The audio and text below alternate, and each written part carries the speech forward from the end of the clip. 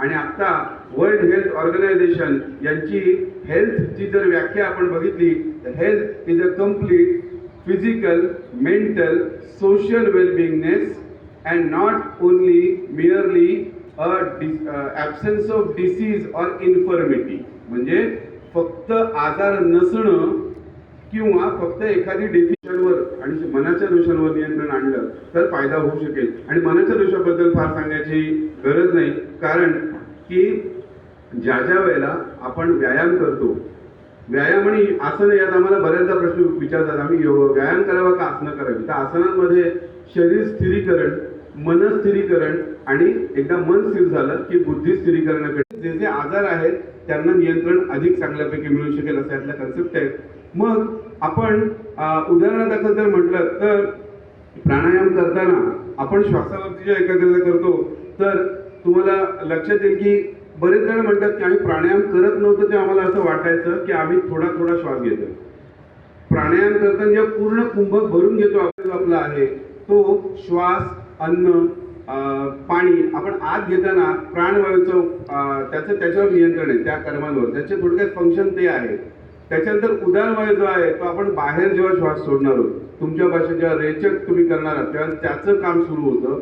तसंच समानवायू जो आहे तो पोटामध्ये जो काही आपलं पित्त आहे, अन्न आहे, अशा हालचाली केल्या जात नाही.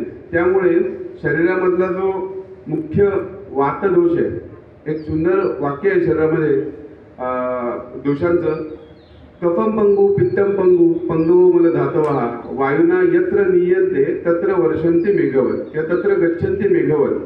आपल्या शरीरात होणाऱ्या सगळ्या आजारांवर प्राणायाम आणि योग कसा उपाय मिळाला की जो शरीर आणि मन या दोघांवरती उपचारात्मक नव्हे तर प्रतिबंधात्मक प्रिव्हेंटिव्ह काम करेल तर अधिक फायदा होईल, तो आहे योग. योग आणि आयुर्वेदाचा पहिला उद्देश काय की स्वास्थ्य रक्षण, म्हणजे आपलं जे स्वास्थ्य हे आधी चांगलं टिकावं.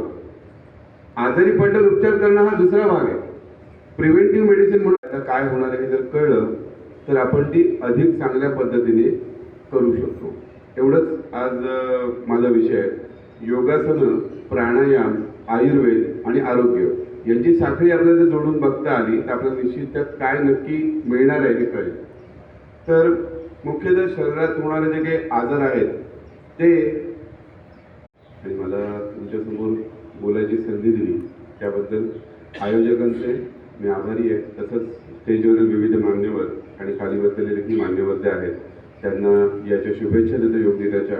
आणि थोडक्यात योग दिनाबद्दल फार न सांगता आपण एखादी जेव्हा गोष्ट